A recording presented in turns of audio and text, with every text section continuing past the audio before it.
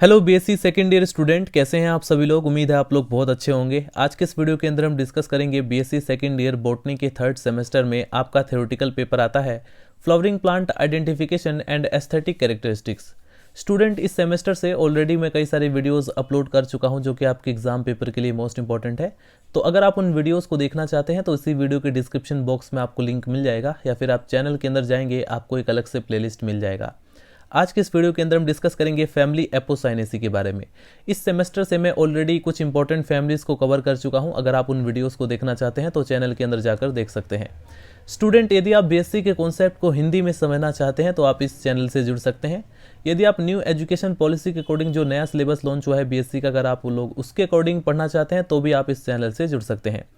Heading डाल लीजिए systematic position. First of all हम डिस्कस करेंगे फैमिली एपोसाइनेसी का क्लासिफिकेशन जो कि है बेंथम एंड हुकर के अकॉर्डिंग। तो इसमें आप लोग देखेंगे फैमिली एपोसाइनेसी को डिवीजन एंजियोस्पर्मी के अंदर रखा गया है, क्लास डाइकोटिलिडन्स के अंदर रखा गया है, सब क्लास गैमोपेटेली के अंदर रखा गया है, ऑर्डर जेनिसियल्स के अंदर रखा गया है। इसके बाद फैमिली एपोसाइनेसी। सिंपली आप लोग जानते हैं कि ये जो फैमिली एपोसाइनेसी है इसमें फ्लावर पाए जाते हैं, सीडेड प्लांट होते हैं, इसीलिए इसे डिवीजन एंजियोस्पर्मी के अंदर रखा गया है। क्लास डाइकोटिलिडन्स के अंदर रखने का सबसे बड़ा कारण क्या है, इनके एम्ब्रियो में 2 कोटिलिडन्स बनते हैं और अगर आप इनकी पत्तियों को, लीफ को देखेंगे तो उसमें रेटिकुलेट वेनेशन देखने को मिलता है, तो इसीलिए इसको डाइकोटिलिडन्स के अंदर रखा गया है। सब क्लास गेमोपेटेली के अंदर क्यों रखा गया, क्योंकि इनके जो पेटल्स होते हैं वो फ्यूज रहते हैं, इसीलिए इसको सब क्लास गेमोपेटेली के अंदर रखा गया है। इसके बाद अगर आप लोग सीरीज को देखें तो सीरीज बाई कार्पेलिटी के अंदर रखा गया क्योंकि इसमें 2 कार्पल्स पाए जाते हैं। इसके बाद ऑर्डर देखेंगे तो जेनिसियल्स के अंदर, और फैमिली है एपोसाइनेसी। तो ये बहुत ही इजी क्लासिफिकेशन है जिसमें आपको समझ में भी आता है कि क्यों इसे क्लास डाइकोटिलिडन्स के अंदर रखा गया, क्यों इसे डिवीजन एंजियोस्पर्मी के अंदर रखा गया, क्यों इसे सब क्लास गैमोपेटेली के अंदर रखा गया। सिस्टेमेटिक पोजीशन से ही आप लोग फैमिली के बारे में अच्छे से समझ जाते हैं, राइट। अब हम देखते हैं डिस्ट्रीब्यूशन। फैमिली एपोसाइनेसी का वितरण, यानी इसके जो मेंबर्स हैं, कितने जेनेरा हैं, कितने स्पीसीज हैं और दुनिया में वो कहाँ कहाँ तक डिस्ट्रीब्यूट हैं, यानी उनकी लोकेशन, उनकी स्थिति, सब कुछ हम लोग डिस्ट्रीब्यूशन के अंदर या वितरण के अंदर पढ़ते हैं। तो हेडिंग डाल लीजिए डिस्ट्रीब्यूशन। इस कुल में लगभग 300 जेनेरा हैं, 1300 स्पीसीज सम्मिलित हैं और ये डिस्ट्रीब्यूशन में कॉस्मोपॉलिटन इन डिस्ट्रीब्यूशन यानी विश्वव्यापी हैं, पूरी दुनिया में वे पाए जाते हैं। परंतु अधिकांश रूप से मोस्टली जो होते हैं ये ट्रॉपिकल रीजन में पाए जाते हैं, राइट। अब हम डिस्कस करते हैं वेजिटेटिव कैरेक्टर के बारे में। स्टूडेंट, वेजिटेटिव कैरेक्टर के अंदर कौन कौन से पॉइंट मेंशन करने हैं। अगर जैसे फॉर एग्जांपल फैमिली एपोसाइनेसी के ऊपर अगर एग्जाम पेपर में लॉन्ग क्वेश्चन आता है तो आपको कितना मेंशन करना है, तो आप लोग सबसे पहले सिस्टमेटिक पोजीशन लिखेंगे, फिर डिस्ट्रीब्यूशन लिखेंगे, फिर हेडिंग डालेंगे वेजिटेटिव कैरेक्टर और इसमें कौन कौन से पॉइंट्स मेंशन करने हैं। एक तो हैबिट, एक रूट, एक स्टेम और एक लीफ, उसके बारे में आपको लिखना है। अगर हम वेजिटेटिव कैरेक्टर में हैबिट की बात करें तो इस फैमिली के जो पौधे होते हैं वो प्राय बड़े या छोटे ट्रीज के फॉर्म में होते हैं, जैसे फॉर एग्जांपल प्लूमेरिया एक्यूटिफोलिया। इसके बाद कुछ श्रब्स के भी फॉर्म में होते हैं, जैसे फॉर एग्जांपल थिवेसिया नॉरिफोलिया।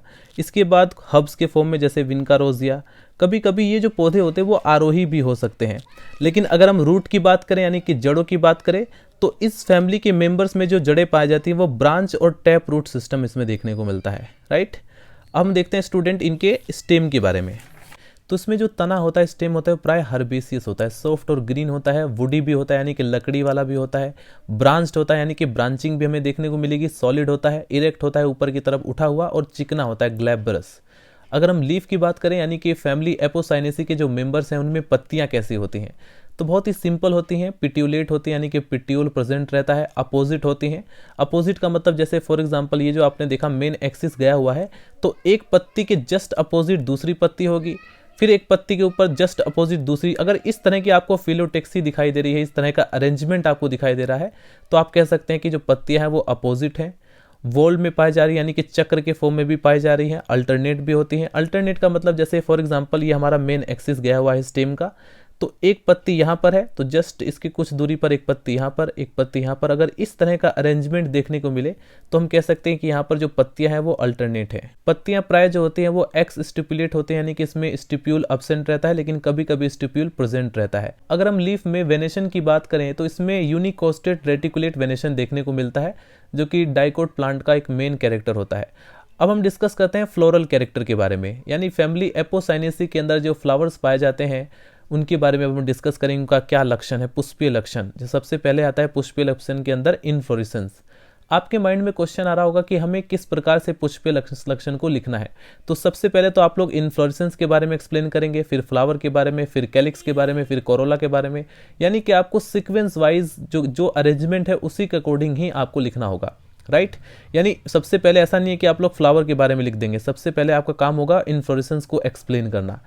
तो ये जो फैमिली एपोसाइनेसी है, इसमें जो इन्फ्लोरेसेंस होता है, क्योंकि आप लोग सिंपली जानते हैं कि एक प्लांट के ऊपर बहुत सारे फ्लावर्स होते हैं, तो उनका अरेंजमेंट कैसा है उसी को कहा जाता है इन्फ्लोरेसेंस। तो प्राय जो इसमें इन्फ्लोरेसेंस होता है वो साइमोस टाइप का होता है, कभी कभी सॉलिटरी यानी कि एकल, या कभी कभी कोरिम्बोस साइमोस होता है, टर्मिनल साइमोस या अम्बेल, जैसे for example umbellate branch panicle cyme type का होता है, राइट। तो इन्फ्लोरेसेंस के टॉपिक में मैंने काफ़ी डिटेल में और बहुत अच्छे से डिस्कस किया है कि साइमोस टाइप का इन्फ्लोरेसेंस क्या होता है या रेसिमोस टाइप का इन्फ्लोरेसेंस क्या होता है, इन दोनों के बीच डिफरेंस क्या होता है, ये सब मैं ऑलरेडी इसके ऊपर वीडियो बना चुका हूँ, राइट। तो इन टॉपिक्स को बहुत अच्छे से आप लोग क्लियर करेंगे तो आपको फैमिलीज काफ़ी अच्छे से समझ में आ जाएंगी। इसके बाद आप लोग चाहें तो ये डायग्राम रिप्रेजेंट कर सकते हैं, ये विंका रोजिया का डायग्राम है, फैमिली एपोसाइनेसी का मेंबर है। एग्जाम पेपर में अगर आपसे लॉन्ग क्वेश्चन में पूछा जाए तो ये डायग्राम आप लोग रिप्रेजेंट कर सकते हैं, काफ़ी ईजी डायग्राम है। अब हम डिस्कस करते हैं इस फैमिली के मेंबर्स में जो फ्लावर्स होते हैं वो किस प्रकार के होते हैं, राइट। अभी तक हमने डिस्कस किया इन्फ्लोरेसेंस के बारे में, अब हम डिस्कस करते हैं फ्लावर के बारे में। तो फ्लावर जो होते हैं इसमें ब्रैक्टिएट होते हैं, यानी कि इसमें ब्रैक्ट प्रेजेंट रहता है, पेडिसलेट होते हैं यानी कि पेडिसल प्रेजेंट रहता है। फ्लावर जो होते हैं उसमें मेल और फीमेल सेक्स ऑर्गन्स अगर प्रेजेंट है एक ही फ्लावर पर तो हम कह सकते हैं वो हर्मेफ्रोडाइट है। सिमेट्री के बेस पर फ्लावर को देखा जाए तो वो एक्टिनोमॉर्फिक भी शो करता है और कभी कभी जाइगोमॉर्फिक भी होता है। फ्लावर जो होता है वो रेगुलर होता है, कंप्लीट होता है, यानी कि चारों वॉल्स इसके अंदर प्रेजेंट है, इसेंशियल और एसेंशियल चारों वॉल्स इसके अंदर प्रेजेंट है। हाइपोगाइनस होता है, पेंटामेरस होता है और कभी कभी टेट्रामेरस भी होता है। फ्लावर के बाद अगर हम कैलिक्स की बात करें तो प्राय 5 कभी कभी 4 सेपल्स भी हमें देखने को मिलते हैं और ये जो सेपल्स होते हैं आपस में फ्यूज रहते हैं, तो इसलिए हम कह सकते हैं कि ये जो सेपल्स हैं ये गेमोसेपलस कंडीशन पाई जा रही है और गहराई तक डीपली लोब्ड होते हैं। और एस्टिवेशन की बात करें तो इसमें इम्ब्रिकेट और क्यूनिग्रेंशियल टाइप का एस्टिवेशन देखने को मिलता है। यहाँ पर एक और मेंबर दिखाया गया है, एक और मेंबर का फ्लोरल डायग्राम आप लोग देख सकते हैं, ये है वेटिया स्पीसीज का, जिसको आप लोग चाहें तो अगर आपको जो भी इजी लगे वही डायग्राम फ्लोरल डायग्राम आपको बनाना है, लेकिन एक फ्लोरल डायग्राम आपको जरूर बनाना होगा एग्जाम पेपर में।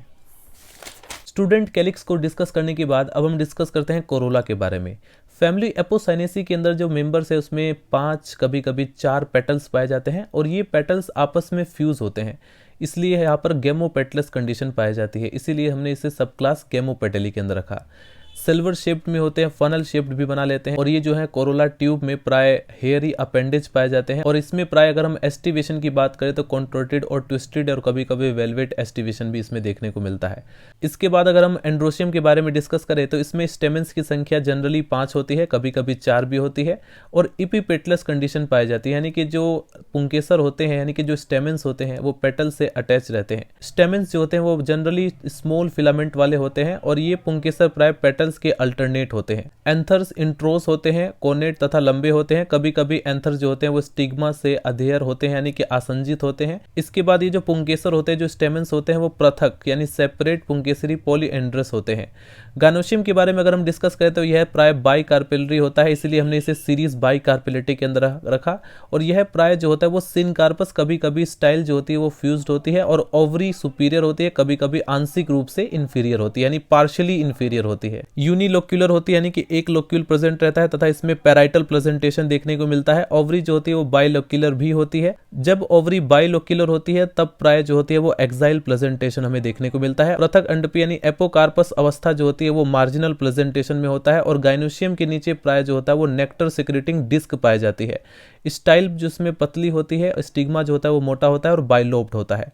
फ्रूट की अगर हम बात करें तो प्राय इसमें मासल ड्रूप पाया जाता है, बेरी पाया जाता है, फॉलिकल अथवा समारा होता है। शीड की अगर हम बात करें तो उसमें जो बीज होते हैं वो जनरली पंख युक्त यानी कि विंग्ड होते हैं, रोएदार यानी हेयरी होते हैं और एंडोस्पर्मिक होते हैं। फॉर्मूला आप लोग सिंपली देख सकते हैं, सिमेट्री के बेस पर हमने लिखा है यहाँ पर जनरली एक्टिनोमॉर्फिक कंडीशन पाई जाती है।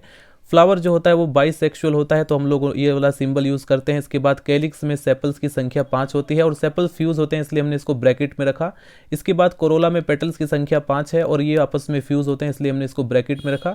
इसके बाद एंड्रोशियम में स्टेमेंस की संख्या जनरली 5 होती है और ये पेटल से अटैच रहते हैं, तो इसलिए हमने इसको इस प्रकार का एरो लिखा। गायनेशियम में अगर आप लोग सिंपली देखें तो इसमें बाई कार्पेलरी कंडीशन इसमें पाई जा रही है। अब हम डिस्कस करते हैं इकोनॉमिक इंपॉर्टेंस के बारे में। एग्जाम पेपर में आपसे 2 नंबर में शॉर्ट क्वेश्चन में अलग से भी पूछा जा सकता है, तो आपको 4 इकोनॉमिक वैल्यू के प्लांट के नेम, उनके बोटेनिकल नेम याद होने चाहिए। जैसे फॉर एग्जांपल नंबर फर्स्ट पर आता है कनेर, नेरियम इंडिकम।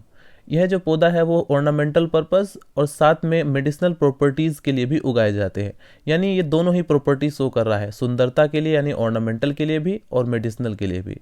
नंबर सेकंड पर आता है राउल्फिया सर्पेंटाइना। इस पौधे की जो रूट होती है, जो जड़ें होती है, उससे प्राप्त औषधि मानसिक रोगों के लिए उपयोगी होती है। नंबर थर्ड गोबर चंपा, प्लूमेरिया रूबाफॉर्मा।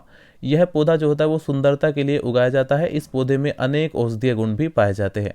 पीली कनेर है, यह पौधा जो होता है वो सुंदरता के लिए उगाया जाता है और इस पौधे की जो रबड़ है वो काफ़ी टॉक्सिक होता है, विषैला होता है। नंबर 5 पर आता है विंका रोजिया सदाबहार, यह सुंदरता के लिए उगाया जाता है। नंबर 6 पर आता है करौंदा, यह एक कांटेदार झाड़ी है और इस पौधे की फल, सब्जी व अचार के लिए उपयोग किए जाते हैं। मतलब कि आपको इनमें से 4 इकोनॉमिक वैल्यू के प्लांट के नेम याद होने चाहिए और साथ में ये भी याद होने चाहिए कि ये जो प्लांट है ये सब एपोसाइनेसी के अंदर आते हैं। जनरली क्या होता है, स्टूडेंट बहुत सारी फैमिलीज तो याद कर लेते हैं, लेकिन बाद में उन्हें पता चलता है कि अच्छा ये जो प्लांट है वो इस फैमिली से बिलोंग करता है या इस फैमिली से, वो कंफ्यूज हो जाते हैं। तो आपको ध्यान रखना है फैमिली एपोसाइनेसी से 4 इकोनॉमिक वैल्यू के प्लांट आप लोग याद करेंगे। फाइनली स्टूडेंट, मिलते हैं नेक्स्ट वीडियो में। अगर आपका कोई भी डाउट हो तो आप लोग कमेंट सेक्शन में पूछ सकते हैं। यदि आप किसी पर्टिकुलर फैमिली के ऊपर वीडियो बनवाना चाहते हैं तो आप लोग उसके बारे में कमेंट सेक्शन में मेंशन कर सकते हैं। मिलते हैं नेक्स्ट वीडियो में। Bye bye, Tata.